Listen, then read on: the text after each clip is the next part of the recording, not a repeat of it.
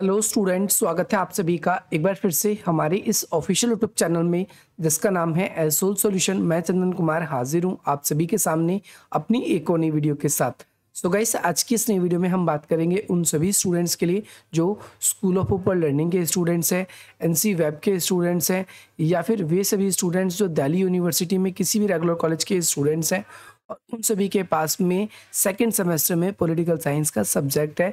तो आज की नई वीडियो उन सभी के लिए इम्पॉर्टेंट है, स्पेशली जिन सभी के पास में बीए प्रोग्राम कोर्स के अंदर या BA political science honours course के अंदर पॉलिटिकल प्रोसेस इन इंडिया का सब्जेक्ट है। तो आज की नई वीडियो उन सभी के लिए इम्पॉर्टेंट है क्योंकि ये कॉमन सब्जेक्ट है जो प्रोग्राम वाले स्टूडेंट्स के लिए भी होता है और ऑनर्स वाले स्टूडेंट्स के लिए भी होता है। तो दोनों को सेम चीज़ ही पढ़नी है, कुछ अलग नहीं पढ़ना। तो यहाँ पर हम एक प्रीवियस ईयर क्वेश्चन पेपर की बात करेंगे, किस तरीके का क्वेश्चन पेपर आप सभी के पेपर में आता है। क्योंकि आप सभी की डेट शीट आ चुकी है तो बहुत सारे स्टूडेंट्स के कमेंट आ रहे थे कि सर अब पेपर की तैयारी करा दीजिए, किस तरीके के क्वेश्चन आते हैं, क्या क्वेश्चन आता है, क्या क्या करके जाना है हमको। ऐसे तमाम आप सभी के क्वेश्चन का आंसर इन वीडियो में आप सभी को मिलने वाला है। तो चलिए स्टार्ट करते हैं। सबसे पहली बात तो ये दिल्ली यूनिवर्सिटी का क्वेश्चन पेपर है और सबसे बड़ी पहचान ये है कि टॉप पे यहाँ पर लिखा होता है कि इसमें कितने पेजेस है। राइट साइड में यहाँ पर आप सभी के लिए आपका रोल नंबर लिखने के लिए होता है। तो यहाँ पर सबसे पहले इमीडिएटली जब आप इंस्ट्रक्शंस भी पढ़ोगे क्वेश्चन आंसर्स की तो उसमें लिखा होगा immediately write your roll number before you start. Then second चीज़ यहाँ पर serial number of question paper जो आपको अपनी शीट्स में फिल करना होता है, यूनिक पेपर कोड, और इसके बाद में सब्जेक्ट नेम और यहाँ पर किस सेमेस्टर का पेपर है आप सभी को नीचे ये मेंशन होता है।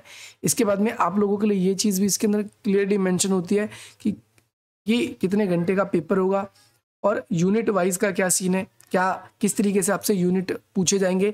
और सबसे बड़ी बात यहाँ पर आप सभी के इंस्ट्रक्शंस में ये क्लियरली लिखा होता है अटैम्प्ट एनी 4 तो आपको 4 ही करना है। अगर यहाँ पर लिखा होगा अटैम्प्ट एनी 5 तो आपको 5 लिखना होगा। मार्क्स यहाँ लिखा होता है और टाइम यहाँ पर दिया होता है। इसके बाद में ये पेपर आप लोगों के लिए थोड़ा सा डिफिकल्ट पता है क्यों बन जाता है, क्योंकि जब आप इनके क्वेश्चंस को देखोगे बोलोगे भाई क्वेश्चन तो इतने बड़े बड़े पूछे जा रहे हैं तो इसका आंसर कहाँ से लिखना शुरू करना है। सर क्वेश्चन अगर आप देखोगे तो यहाँ पर आपको एक ऐसे लिखना है, किस चीज़ के ऊपर लिखना है कि भारत में जो है गठबंधन की राजनीति पर आपको एक निबंध लिखना है। अब पहली बात तो गठबंधन होता क्या है आपको ये क्लियर होना चाहिए।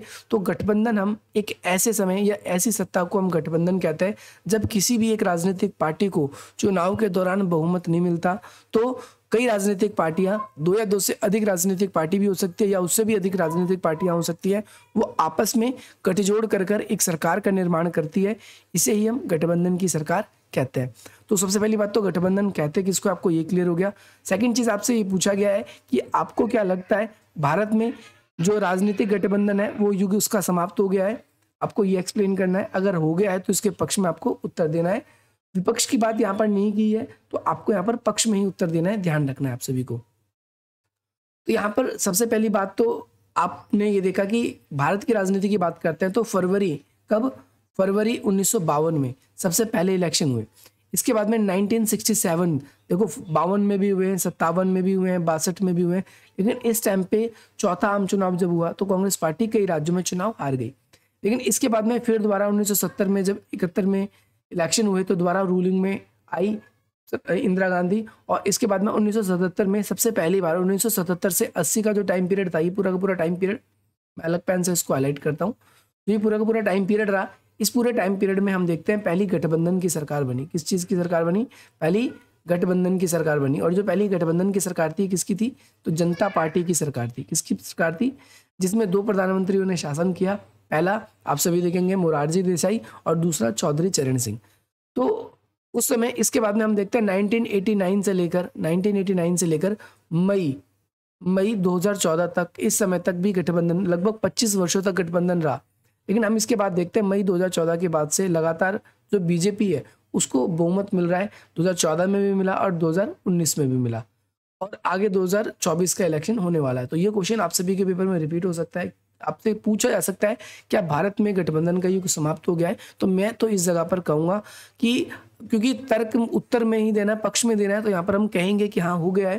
क्योंकि हम देखते हैं कि जितने भी इलेक्शन हो रहे हैं किसी भी राज्य में मुश्किल से एक आधे राज्य ऐसे हैं जहाँ पर गठबंधन की सरकार बनती है, नहीं तो चाहे कांग्रेस रहे चाहे बीजेपी रहे, किसी न किसी एक राज्य के अंदर उसकी सरकार पूर्ण बहुमत से बनती है।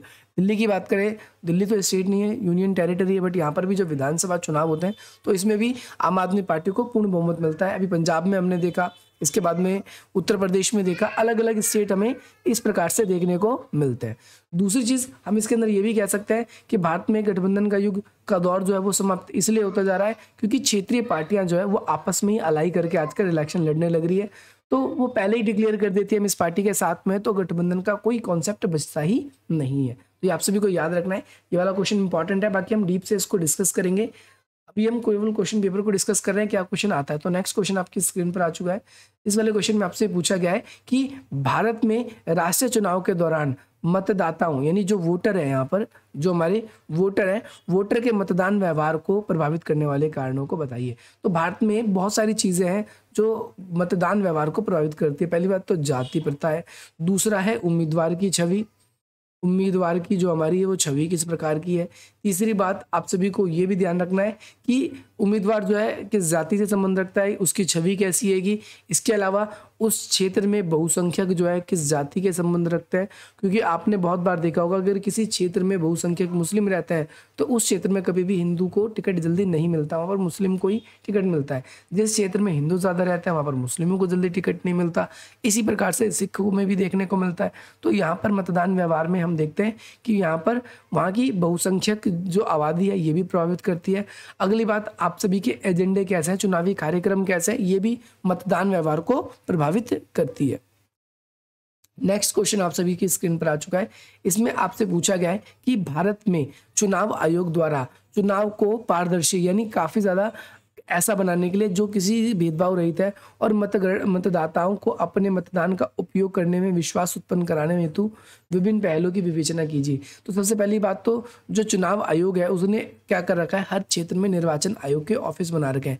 जब कभी भी चुनाव होता है तो उस जगह पर देखो चुनावी रैली तो अपना ये काम करती ही है, लोगों को बताती है कि चुनाव में वोट कैसे डालना है, किसको डालना है। हालांकि वो अपने आप को ही कहते हैं, परंतु हर एरिया के अंदर हम देखते हैं BLO होते हैं और ये क्या करता है, ये जगह जगह पर स्कूल्स में या और जगहों पर कैंप लगवाए जाते हैं और वहाँ पर कहीं ना कहीं ये उन कैंप्स के थ्रू लोगों को जागरूक करने का कार्य करती है। दूसरी बात, आज डिजिटल मीडिया काफ़ी ज़्यादा फेमस हो चुकी है, तो डिजिटल मीडिया के थ्रू इसका प्रचार होता है। आप मेट्रो में जाते हो, आप बसों में सफ़र करते हो, आप बस स्टैंड पे खड़े रहते हो, तो आप कहीं पर भी इसका प्रचार बिल्कुल आसानी से देख सकते हो। इसके अलावा न्यूज़पेपर, पाठ्यक्रम, इन सब चीज़ों में भी सरकार द्वारा बहुत ज़्यादा पारदर्शिता लाई जा रही है।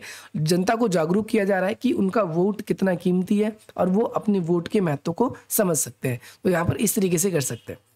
नेक्स्ट क्वेश्चन आप सभी से ये पूछा गया है कि मंडल के बाद में भारतीय युग में, तो मंडल मुद्दा 1990 में लगभग देखोगे 1990 का जो दशक रहा, इसमें जो है मंडल मुद्दा यानी जो मंडल आयोग था, बिंदेश्वरी प्रसाद मंडल जी की अध्यक्षता में एक मंडल आयोग बनाया गया, जिसके बाद में अन्य पिछड़ा वर्ग जिसे बोलते हैं अदर बैकवर्ड कास्ट OBC को इन्होंने आरक्षण दिया, क्योंकि समाज का काफी बड़ा तबका था जिसका विकास नहीं हो रहा था और भारत की जाति की राजनीतिकरण में ये साक्षी रहा है, यानी इसकी मुख्य भूमिका रहा है।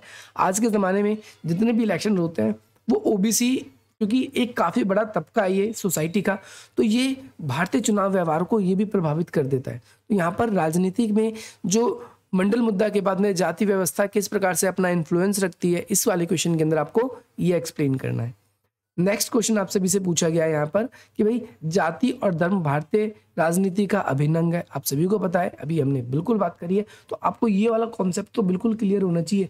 एक ही पेपर में के अंदर आप देखोगे 3 से 4 क्वेश्चन जो है भारतीय राजनीति में जाति और धर्म की क्या भूमिका है, इसको आपको बिल्कुल अच्छी तरीके से पता होना चाहिए। 2 क्वेश्चन पक्के अगर आप लोगों ने इस क्वेश्चन को इकलौते को तैयार कर लिया, क्योंकि क्वेश्चन जोड़ जोड़ के बनाया जाता है।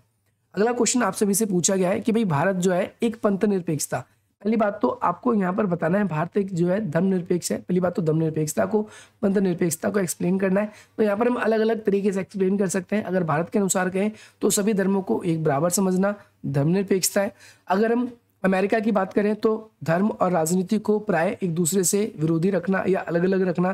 साम्यवादी देशों की बात करें तो धार्मिक प्रवृत्ति को धर्मनिरपेक्षता कहा गया है। तो इस तरीके से अलग अलग विद्वानों ने धर्मनिरपेक्षता को अलग अलग ढंग से परिभाषित किया है। भारत में पंथ निरपेक्षता का आलोचनात्मक मूल्यांकन करना है, यानी आप सभी को यहाँ पर क्रिटिकली एनालाइज करना है कि भारत एक धर्मनिरपेक्ष देश नहीं है। इसमें आप कह सकते हो कि भारत के अंदर धर्म के नाम पे लोगों को विशेषाधिकार मिले, एक इस आधार पे हम कह सकते हैं। अगर हम बोलते हैं कि विवाह, हिंदू विवाह अधिनियम और मुस्लिम विवाह अधिनियम, तो वो बिल्कुल अलग अलग है इस बिहाफ पे। अगर 3 तलाक की बात करते हैं, इसके अलावा अगर हम बात करते हैं भारत के अंदर रिजर्वेशन जो है, जो चुनाव है, उसके अंदर कहीं ना कहीं धर्म की एक मुख्य भूमिका होती है। स्टार्टिंग में भी मैंने आपको बताया, तो ये भारत के अंदर काफ़ी इंपॉर्टेंट पोजीशन बन जाता है। अगला सकारात्मक कार्रवाई क्या है, पहले आपको ये बताना है। तो सकारात्मक कार्रवाई का मतलब होता है हमारी सोसाइटी में कुछ लोग ऐसे होते हैं जिनका विकास नहीं हो पाता, सरकार ऐसे लोगों के लिए कुछ विशेष व्यवस्था करती है, उनके लिए आरक्षण कर सकती है, उनके लिए कुछ विशेष मुहिम चला सकती है। इनको हम सकारात्मक कार्रवाई देखते हैं। तो इस सकारात्मक कार्रवाई ने जातिगत भेदभाव को बढ़ाया है, बिल्कुल बढ़ाया है, क्योंकि कुछ लोगों के लिए आप बिल्कुल स्पेशल करते हो, कुछों के लिए नहीं करते। और कई लोगों की ऐसी आदत भी बन जाती है, प्रवृत्ति बन जाती है कि हमारे लिए तो सरकार करेगी ही करेगी। इसीलिए आप सभी को इसकी कमियों को गिनवाना है, सकारात्मक कार्रवाई की क्या क्या कमियां हैं। नेक्स्ट क्वेश्चन आप सभी के लिए शॉर्ट नोट है। शॉर्ट नोट आप सभी को जरूर अटेंड करना है। अगर आपकी स्पीड अच्छी है तो इसमें मार्क्स आपको अच्छे मिल जाते हैं। अगर हम देखें 10 मार्क्स का होता है, अगर 75 मार्क्स का पेपर अगर आपके पास में आता है तो ये 12.5 मार्क्स का बन जाता है। अगर 5 क्वेश्चन करने होंगे तो 10 मार्क्स का। कांग्रेस प्रणाली के पतन को आपको डिफाइन करना है, जैसे सिंडिकेट, इंडिकेट, या फिर जो राजीव गांधी की नीतियां रही उनके कारण हम कह सकते हैं। इसके अलावा इंदिरा गांधी की नीतियां रही, या फिर जो मुख्य नेता थे, चमत्कारी नेता जिन्हें कहा गया है, उन नेताओं का भी मर जाना या राजनीति से संन्यास ले लेना, कांग्रेस पार्टी के नेताओं का भ्रष्ट हो जाना, ये इसके पतन के लिए एक उत्तरदायी कारण रहता है।